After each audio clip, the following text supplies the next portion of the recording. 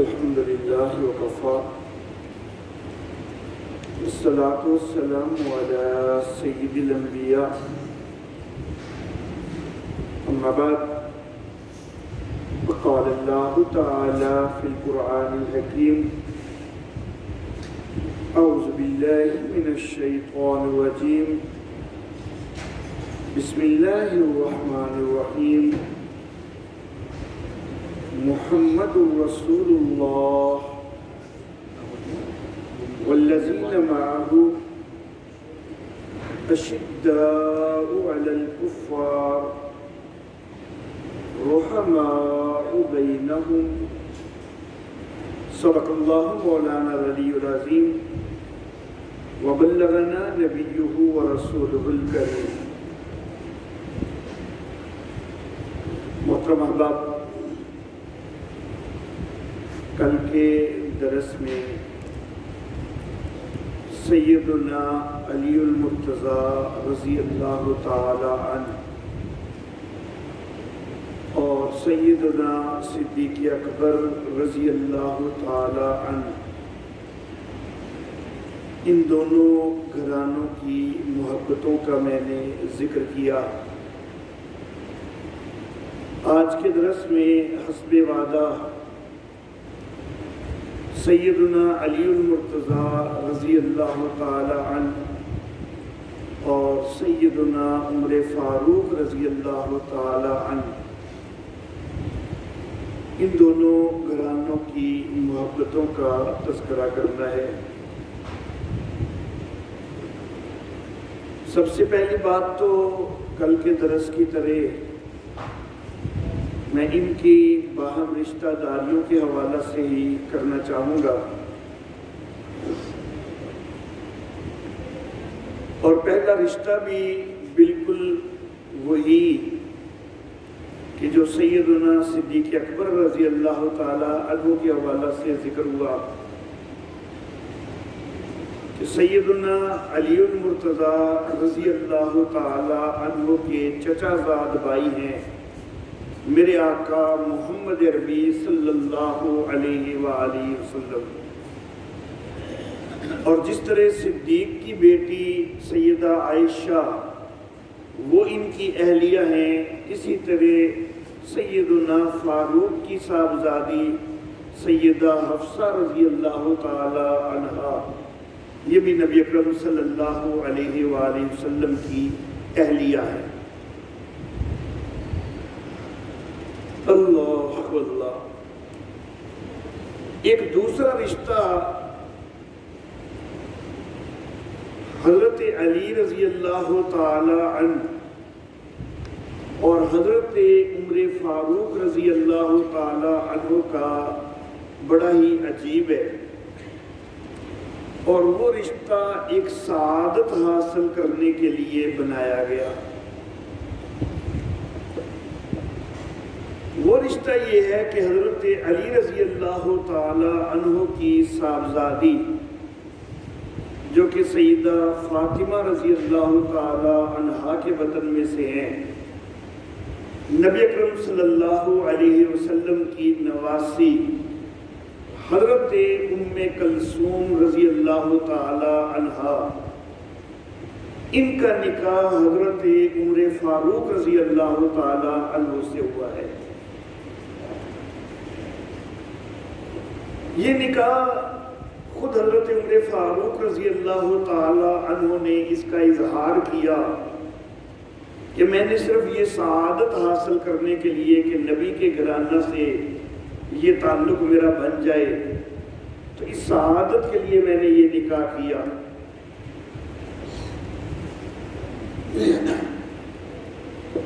سیدنا علی المرتضیٰ رضی اللہ تعالیٰ عنہ سے رشتہ مانگا ان کی صاحبزادی حضرت ام کلثوم رضی اللہ تعالی عنہا کا. سیدنا علی نے کہا کہ میں نے اپنے بھائی جعفر کے بیٹے کے ساتھ رشتہ کرنا ہے ان کا. حضرت عمر فاروق نے کہا کہ میں اس قدر اس کا خیال رکھوں گا کہ اس طرح خیال رکھنے والا آپ کو کوئی بھی نہیں ملے گا. سیدنا علی مرتضیٰ رضی اللہ تعالی عنہ وہ نکاح پر رضامند ہو گئے۔ حضرت عمر فاروق رضی اللہ تعالی عنہ نکاح کے بعد ایک محفل میں ملتے ہیں حضرت عبد الرحمن ابن عوف، حضرت طلحہ، حضرت زبیر، حضرت سعد ابن ابی وقاص، حضرت عثمان ذی النورین، اور محفل میں خود حضرت علی رضی اللہ تعالی عنہ بھی موجود ہیں۔ تو ان سب کو ملتے ہیں حضرت عمر فاروق رضی اللہ تعالی عنہ اور کہتے ہیں کہ مجھے مبارک دو۔ انہوں نے پوچھا کہ آپ کو کس کی مبارک دیں، کس چیز کی؟ تو انہوں نے بتایا کہ میں نے سیدنا علی کی بیٹی سے، نبی کے گھرانہ سے نکاح کا تعلق جو ہے وہ قائم کیا ہے، اس پر مجھے مبارک دو۔ اور پھر فرمایا کہ میں نے نبی اکرم صلی اللہ علیہ وآلہ وسلم سے یہ بات سنی تھی کہ کل نسب و سبب منقطع یوم القیامہ، قیامت کے روز ہر قسم کا نسب بھی منقطع ہو جائے گا، ہر قسم کا سبب بھی منقطع ہو جائے گا، الا نسبی و سببی، سوائے میرے نسب کے اور میرے سبب کے۔ کنتو صحبتہ، میں نبی اکرم صلی اللہ علیہ وسلم کے ساتھ رہا ہوں، فأحببت ان یکون ھذا لی ایضا، مجھے صحابیت کا شرف تو مل گیا، تو مجھے یہ بھی دل میں آیا، یہ بھی مجھے پسند آیا کہ یہ سعادت بھی مجھے مل جائے کہ ایک سبب بھی تعلق جو ہے وہ میرا بن جائے، نسبی تو خیر بن نہیں سکتا لیکن سبب بھی تعلق زوجیت کے ساتھ بن سکتا ہے۔ تو نبی اکرم صلی اللہ علیہ وسلم نے فرمایا تھا کہ کوئی نسب، کوئی سبب باقی نہیں رہے گا سوائے میرے نسب کے اور میرے سبب کے، تو میں نے اس وجہ سے یہ رشتہ کیا ہے۔ اللہ اللہ۔ کل میں نے ایک خاتون ہند بنت عوف کا تذکرہ کیا تھا اور اس کی ایک بیٹی سلمہ بنت امیس، ان کا تیسرا نکاح ایک روایت کے مطابق حضرت عمر فاروق رضی اللہ تعالی عنہ سے ہوا۔ تو اگر اس روایت کے اوپر اعتماد کر لیا جائے تو پھر نبی اکرم صلی اللہ علیہ وآلہ وسلم وہ حضرت عمر فاروق کے ہمزلف بھی بن جاتے ہیں، کیونکہ سلمہ کی بہن حضرت زینب بنت خزیمہ نبی اکرم صلی اللہ علیہ وسلم کی اہلیہ ہیں، مادری بہن۔ اسی طرح حضرت زینب بنت خزیمہ کے بعد حضرت میمونہ بنت حارث بھی سلمہ کی مادری بہن ہے، وہ بھی نبی اکرم صلی اللہ علیہ وسلم کی اہلیہ ہیں۔ حضرت علی کے سگے بھائی حضرت جعفر طیار وہ بھی ہمزلف بن جاتے ہیں حضرت عمر فاروق رضی اللہ تعالیٰ عنہ کے، کیونکہ سلمہ کی ایک بہن اسماء بنت امیس وہ حضرت جعفر طیار کی بیوی ہے۔ حضرت حمزہ حضرت علی رضی اللہ تعالیٰ عنہ کے چچا، ان کا ایک نکاح اسی سلمہ سے بھی ہوا اور پھر ان کے بعد عروہ سے بھی جو کہ ان کی چھوٹی بہن ہے ان سے بھی نکاح ہوا، تو وہ بھی ہمزلف بن جاتے ہیں۔ ایک دوسرے چچا نبی اکرم صلی اللہ علیہ وسلم کے بھی اور حضرت علی کے بھی، حضرت عباس رضی اللہ تعالی عنہ وہ بھی حضرت عمر فاروق کے ہمزلف بن جاتے ہیں، کیونکہ انہی کی ایک اور مادری بہن لبابۃ الکبریٰ وہ ان کی اہلیہ ہیں۔ تو اس طرح کئی رشتے جو ہیں وہ اس خاندان سے بن جاتے ہیں۔ اللہ اللہ۔ دو رشتے مزید، لیکن میں معذرت کے ساتھ کہنا چاہوں گا کہ اعتکاف میں ہونے کی وجہ سے ان کے متعلق میں فی الوقت پوری طرح تحقیق نہیں کر سکا، لیکن بہرحال غالباً وہ رشتے بھی ہیں۔ ایک یہ کہ حضرت علی کے پوتے حسن مثنی ان کا نکاح حضرت عمر فاروق کی نواسی رملہ سے ہوا ہے، تو اس کے متعلق بہرحال ابھی میں 100% تحقیق سے نہیں کہہ سکتا۔ اور دوسرا حضرت علی کے خاندان کے ایک حسن افطس، ان کا نکاح حضرت عمر فاروق کی پڑپوتی سے ہوا ہے، اس کے متعلق میں پوری تحقیق نہیں کر سکا۔ بہرحال بہت سارے رشتے ان دونوں خاندانوں کے اندر موجود ہیں، جس سے معلوم ہوتا ہے کہ ان خاندانوں کی آپس میں بڑی محبتیں ہیں، آپس میں گہرے تعلقات ہیں۔ سیدنا عمر فاروق رضی اللہ تعالی عنہ، ان کا اور سیدنا علی رضی اللہ تعالیٰ عنہ کا ایک تعلق وہ صدیق اکبر رضی اللہ تعالیٰ عنہ کی طرح یہ بھی ہے کہ حضرت علی رضی اللہ تعالیٰ عنہ کو سیدہ فاطمہ سے نکاح پر تیار کرنے والوں میں حضرت ابوبکر صدیق کے علاوہ حضرت عمر فاروق بھی شامل ہیں، پھر نکاح کے گواہ بھی ہیں یہ، تو اس لیے ایک گہرا تعلق ان دونوں خاندانوں کا بن جاتا ہے۔ حضرت عمر فاروق رضی اللہ تعالی عنہ، ان کی بیعت جس انداز میں ہوئی ہے، ایک روایت یہ کہ حضرت ابوبکر صدیق رضی اللہ تعالی عنہ نے اپنی وفات کے قریب ایک رکا اس کو بند کر کے حضرت عثمان کو پکڑایا اور کہا کہ یہ اس کے اندر میں نے نام لکھا ہے اپنے بعد جس کو میں خلیفہ بنانا چاہتا ہوں، تو رکا کھولے بغیر لوگوں سے پوچھو کہ جس کا بھی میں نام لکھا ہے میں نے، تو کیا اس کی خلافت پر وہ راضی ہوں گے؟ ایک روایت یہ کہتی ہے، دوسری روایت یہ کہ خود حضرت ابوبکر صدیق رضی اللہ تعالیٰ عنہ وفات سے قریب گھر کے دریچے کے اندر آئے اور دریچے میں آ کے کہا کہ میں نے ایک فیصلہ کیا ہے، اس فیصلے کو سننے سے پہلے ہی کیا تم سارے اس کے اوپر رضامند ہو سکتے ہو؟ تو بہرحال دونوں انداز میں یہ ہے کہ نام مخفی ہے ابھی، بے شک وہ پہلی روایت لی جائے، بے شک دوسری روایت لی جائے، نام مخفی رکھا گیا۔ سارے مجمع نے کہا کہ ہم رضامند ہیں، لیکن روایت کے اندر سیدنا علی المرتضیٰ رضی اللہ تعالیٰ عنہ کا ایک الگ نام، ایک الگ جو ہے وہ جملہ نظر آتا ہے جو کہ بڑا امتیازی حیثیت رکھتا ہے۔ حضرت علی رضی اللہ تعالیٰ عنہ نے کہا کہ اگر وہ نام جو آپ نے مخفی رکھا ہے وہ عمر فاروق کا ہے پھر ہم راضی ہیں، اگر کوئی اور ہے تو پھر سوچیں گے، لیکن اگر عمر فاروق کا نام ہے تو پھر ہم راضی ہیں۔ باقی سب نے تو ویسے کہہ دیا ہم راضی ہیں، لیکن انہوں نے تو خاص طور پر حضرت عمر فاروق کے متعلق کہا کہ اگر نام عمر فاروق کا ہے تو پھر ہم راضی ہیں۔ اللہ اللہ، طبقات ابن اسحاق میں بھی یہ موجود ہے، اسد الغابہ میں موجود ہے، تاریخ الخلفاء میں موجود ہے۔ اللہ اللہ، سیدنا عثمان ذی النورین رضی اللہ تعالی عنہ کی جب شہادت ہوئی تو کچھ لوگ تیزی سے حضرت علی رضی اللہ تعالی عنہ کی طرف بڑھے کہ حضرت عثمان کے بعد ان کی ہم بیعت کرنا چاہتے ہیں۔ تبری کے اندر موجود ہے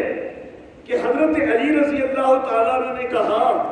کہ لا تعجلوا، جلدی نہ کرو، فَإِنَّ عمر کان رجلا مبارکا، عمر ایک بڑا برکتوں والا آدمی تھا، وقد اوصى بها شورا، اور اس برکتوں والے آدمی نے بھی شورا قائم کرنے کی وصیت کی تھی۔ فامہلوا، تو ذرا رک جاؤ، ٹھہر جاؤ، یجتمع الناس ویتشاورون، لوگ جمع ہو کے مشورہ کریں گے۔ تو حضرت علی کی اپنی بیعت لی جانے لگی ہے، تو حضرت علی حضرت عمر فاروق کے طرز کو جو ہے وہ لوگوں کے سامنے رکھ کے کہہ رہے ہیں کہ ٹھہرو، جس طرح عمر فاروق جو کہ ایک برکتوں والی شخصیت تھی، تو انہوں نے جس طرح مشورہ کیا تھا تمہیں بھی مشورہ کرنا چاہیے۔ تو کتنا تعلق ہے حضرت علی کا اور حضرت عمر فاروق کا کہ حضرت عمر فاروق کے طرز کو وہ اپنانا چاہ رہے ہیں۔ اللہ اللہ، مصنف ابن ابی شیبہ میں ہے کہ سیدنا علی المرتضی رضی اللہ تعالیٰ عنہ ایک چادر بڑی کثرت سے اپنے اوپر اوڑھتے تھے، تو کسی نے سوال کیا حضرت علی رضی اللہ تعالیٰ عنہ سے کہ آپ یہ والی چادر اکثر ہی لیے ہوتے ہیں، اس کی کیا وجہ ہے؟ تو حضرت علی رضی اللہ تعالیٰ عنہ نے فرمایا کہ یہ میرے بڑے ہی گہرے اور بڑے خصوصی دوست عمر نے مجھے یہ چادر دی تھی، اس لیے میں اس چادر کو اکثر جو ہے وہ لیے رکھتا ہوں۔ وہ اللہ کے دین کا بڑا خیر خواہ تھا، یہ کہہ کے سیدنا علی المرتضی رو پڑے، ان کی آنکھوں سے آنسو جاری ہو گئے۔ تو کتنا پتہ چلتا ہے کہ کتنی آپس میں محبتیں ہیں کہ حضرت عمر فاروق کی دی ہوئی چادر کو اکثر اوڑھتے ہیں ان کی وفات کے بعد۔ اللہ اللہ، حضرت عمر فاروق رضی اللہ تعالی عنہ ایک دفعہ بڑی تیزی سے جا رہے ہیں، حضرت علی رضی اللہ تعالیٰ عنہ نے پوچھا کہ کیا ہوا ہے، کدھر جا رہے ہیں؟ کہنے لگے کہ صدقے کا ایک اونٹ بیت المال کا گم ہو گیا ہے، میں اس کو ڈھونڈنے کے لیے جا رہا ہوں۔ خلیفہ وقت ہیں، اور خلیفہ وقت ملازموں کو نہیں کہتے، خادموں کو، غلاموں کو نہیں کہتے کہ جب اونٹ گم ہو گیا کہ تم ڈھونڈ کے لاؤ، بلکہ حضرت عمر فاروق خود ڈھونڈنے کے لیے نکلے ہوئے ہیں۔ حضرت علی رضی اللہ تعالیٰ عنہ نے کہا کہ آپ اپنے پیچھے کے خلفاء کے لیے بڑی مشکل بنا کے جا رہے ہیں، اتنا مشکل طرز کہ آپ ایک چھوٹے چھوٹے کاموں کے لیے بھی خود نکلتے ہیں، پیچھے والوں خلفاء جو ہیں ان کے لیے یہ عمل کرنا مشکل ہو جائے گا آپ کی سیرت پر۔ اللہ اللہ، تو کتنا خلوص ہے آپس میں، کتنی محبت ہے۔ اللہ اللہ، حضرت عمر فاروق رضی اللہ تعالیٰ عنہ نے جواب میں کہا کہ علی، اگر فرات کے کنارے پر ایک بکری کا بچہ بھی گم ہو گیا نا تو میں سمجھتا ہوں قیامت والے دن اس کی بھی مجھ سے پوچھ ہونی ہے، تو اس لیے میں خود نکلا ہوا ہوں۔ اللہ اللہ، نجران کے علاقے کے نصارہ عیسائی، ان کو نبی اکرم صلی اللہ علیہ وآلہ وسلم نے ایک خط، ایک تحریر لکھ کے دی ہوئی تھی کہ ان کو اس علاقے سے جلا وطن نہیں کیا جائے گا۔ یہ تحریر ان کے پاس موجود تھی، لیکن نصارہ جو ہیں یہ تعداد میں بھی بڑھتے جا رہے تھے، اسلحہ وغیرہ بھی ان کے پاس زیادہ ہوتا جا رہا تھا۔ حضرت عمر فاروق رضی اللہ تعالیٰ عنہ پریشان تھے کہ یہ جس طرح زور پکڑ رہے ہیں کوئی خرابی نہ کر دیں، لیکن چونکہ نبی اکرم صلی اللہ علیہ وسلم کی تحریر ان کے پاس موجود ہے کہ ان کو یہاں سے نکالنا نہیں، جلا وطن نہیں کرنا، تو حضرت عمر فاروق خاموش ہے۔ لیکن اتفاق ایسا ہوا کہ خود وہ جو نصارہ تھے نا، ان کے آپس میں کچھ اختلافات ہو گئے، ان کے آپس میں کچھ جھگڑے شروع ہو گئے، اور وہ خود آگے حضرت عمر فاروق رضی اللہ تعالیٰ عنہ کے پاس کہ ہمیں یہاں سے نکلنے کی اجازت دے دیجئے، یہاں پر ہمارے اختلافات ہو رہے ہیں، جھگڑے ہو رہے ہیں۔ حضرت عمر فاروق رضی اللہ تعالیٰ عنہ نے اس موقع کو غنیمت سمجھا۔ ویسے تو نبی اکرم صلی اللہ علیہ وسلم کی تحریر کی وجہ سے جلا وطن کر نہیں سکتے تھے، لیکن جب وہ خود آگے ہیں تو اب تو روکنے کی کوئی ضرورت نہیں تھی۔ تو حضرت عمر فاروق رضی اللہ تعالیٰ عنہ نے ان کو کہا کہ ٹھیک ہے تم علاقہ چھوڑ کے چلے جاؤ۔ وہ چلے گئے، لیکن پھر بعد میں ندامت ہوئی، ان کو ندامت ہوئی اور واپس آئے حضرت عمر فاروق کے پاس۔ لیکن حضرت عمر فاروق نے کہا کہ نبی اکرم صلی اللہ علیہ وسلم کی تحریر کی وجہ سے پہلے میں نے تمہیں کبھی خود نہیں کہا تھا، لیکن جب تم خود گئے ہو تو تمہارے خود جانے کے بعد واپسی جو ہے وہ اس تحریر میں کوئی نہیں لکھی ہوئی۔ اللہ اللہ، یہ لوگ پھر نامراد ہو کے واپس چلے گئے۔ حضرت علی رضی اللہ تعالیٰ عنہ کے دور میں یہ پھر آئے حضرت علی کے پاس۔ حضرت علی کے پاس آ کے کہا کہ دیکھیں ہمارے پاس نبی اکرم صلی اللہ علیہ وسلم کی تحریر موجود ہے، اور جس وقت یہ تحریر لکھی گئی تھی حضرت علی سے کہا کہ خود آپ نے ہماری سفارش کی تھی، آپ کی سفارش پر یہ تحریر لکھی گئی تھی، تو حضرت عمر فاروق کے دور سے ہم نے علاقہ چھوڑا ہوا ہے، تو ہمیں اب تو اجازت دے دیجئے، آپ کی اپنی سفارش بھی شامل تھی اس معاملے میں۔ حضرت علی رضی اللہ تعالیٰ عنہ نے کہا کہ جو عمر نے کیا ہے میں اس کو تبدیل نہیں کر سکتا، اس نے بہت صحیح کر دیا ہے۔ اللہ اللہ، اگر آپس کے ہوتے اختلافات تو یہ بہت بڑا موقع تھا کہ حضرت علی کہتے ہیں لوگوں کو کہ دیکھو عمر نے کتنا غلط کیا ہے، ان لوگوں کے پاس نبی صلی اللہ علیہ وسلم کی تحریر بھی موجود ہے، پھر بھی حضرت عمر فاروق نے ان کو دوبارہ بسنے کی اجازت نہیں دی، لیکن حضرت علی رضی اللہ تعالیٰ عنہ نے حضرت عمر فاروق کے فیصلے کے اوپر جو صاد کیا اور اسی کو درست قرار دیا، اس کو تبدیل کرنے کا گوارا نہیں کیا۔ اللہ اللہ، حضرت عمر فاروق رضی اللہ تعالیٰ عنہ کے دور خلافت میں مدینہ کے اندر جو چیف جج ہیں،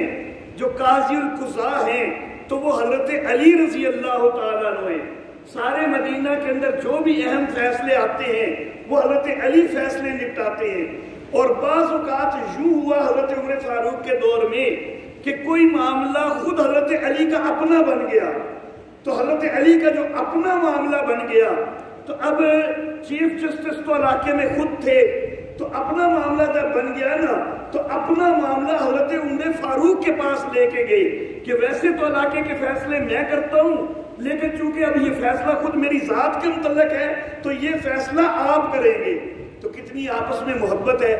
اگر اختلاف ہوتے تو حضرت علی رضی اللہ تعالیٰ عنہ قاضی القضاء کا عہدہ کبھی بھی قبول نہ کرتے۔ اللہ اللہ، شراب نوشی کی جو سزا ہے 80 کوڑے، نبی اکرم صلی اللہ علیہ وسلم کے دور میں سزا کم تھی تقریباً 40 کوڑے، لیکن واقعات جو ہے وہ جو شراب نوشی کے وہ کچھ ہونے لگ گئے، تو حضرت عمر فاروق رضی اللہ تعالیٰ عنہ نے ضرورت محسوس کی کہ اس کی سزا جو ہے وہ بڑھنی چاہیے۔ تو حضرت عمر فاروق نے جب یہ ضرورت محسوس کی، مشاورت بلائی گئی اور حضرت علی رضی اللہ تعالیٰ عنہ نے ہی یہ مشورہ دیا تھا کہ سزا 80 کوڑے ہونی چاہیے، اور اس کے بعد سے آج تک سزا جو ہے وہ شراب نوشی کی وہ 80 کوڑے جو ہے وہ آ رہی ہے۔ یہ حضرت عمر فاروق کے دور میں فیصلہ ہوا ہے اور رائے جو ہے وہ حضرت علی رضی اللہ تعالیٰ عنہ کی ہے۔ حضرت عمر فاروق رضی اللہ تعالیٰ عنہ یہ تاجر تھے، جس وقت خلیفہ بنائے گئے تو اب تجارت کی طرف توجہ نہیں کر پا رہے، تو حضرت عمر فاروق رضی اللہ تعالی عنہ انہوں نے لوگوں سے کہا، مشاورت سے والوں سے کہا کہ میں تاجر تھا، اب مجھ سے جو ہے وہ خلافت کے کاموں کی وجہ سے مجھے تجارت کا وقت نہیں ملتا، میری گزر اوقات کیسے ہوگی؟ کیا مجھے بیت المال میں سے کچھ وظیفہ لینے کی اجازت ہے؟ یہ حضرت عمر فاروق خلیفہ یہ مشاورت کر رہے ہیں۔ حضرت سعید ابن زید رضی اللہ تعالیٰ عنہ اور حضرت عثمان غنی رضی اللہ تعالیٰ عنہ، ان دونوں کی رائے پہلے آتی ہے، اس کے بعد حضرت علی رضی اللہ تعالیٰ عنہ کی رائے سامنے آتی ہے، اور حضرت عمر فاروق حضرت علی کی رائے کے مطابق فیصلہ دیتے ہیں۔ حضرت سعید بھی زیادہ وظیفہ دے رہے تھے حضرت عمر فاروق کو، حضرت عثمان غنی بھی زیادہ وظیفہ دینے کے لیے تیار تھے، ان کی رائے زیادہ وظیفہ دینے کی تھی، لیکن حضرت علی کی رائے وہ کم وظیفہ دینے کی تھی۔ حضرت عمر فاروق نے اسی کو اختیار کیا کہ جو حضرت علی نے کہا ہے یہی درست ہے۔ اللہ اللہ، حضرت عمر فاروق رضی اللہ تعالی عنہ ان کے دور میں یہ ہجری تاریخ کا آغاز ہوا ہے،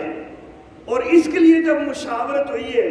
مختلف صحابہ کرام میں سے کسی کی رائے یہ تھی کہ نبی اکرم صلی اللہ علیہ وسلم کی ولادت سے سال کا آغاز کیا جائے،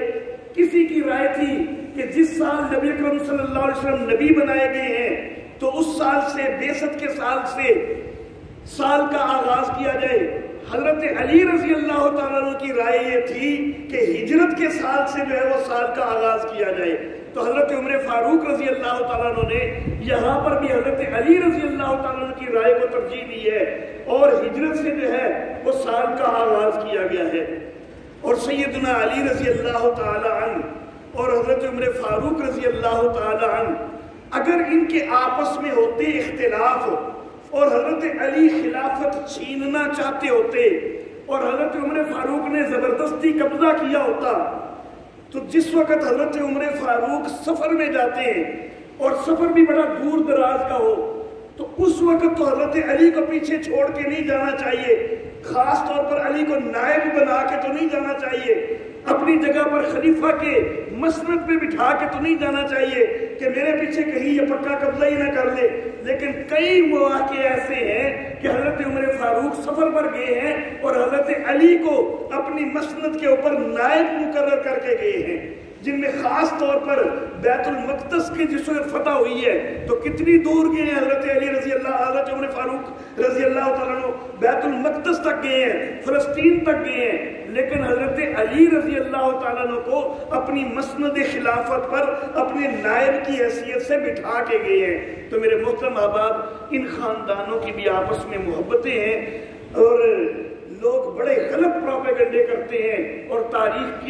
کو داغدار کرتے ہیں، غلیظ اور راک جو تاریخ کے ہیں صرف ان کے اوپر نظر کرتے ہیں۔ ہمیں اللہ کے قرآن پر نظر کرنی ہے۔ اللہ کا قرآن کہتا ہے کہ رحماء بینہم، اللہ کے آپس میں رحم دل ہیں، ان کی آپس میں محبتیں ہیں اور ہمارا اسی کے اوپر اعتقاد ہے۔ وآخر دعوانا ان الحمدللہ رب العالمین۔ کل انشاءاللہ حضرت علی رضی اللہ تعالیٰ عنہ اور حضرت عثمان رضی اللہ تعالیٰ عنہ کے گھرانوں کے متعلق بات ہوگی۔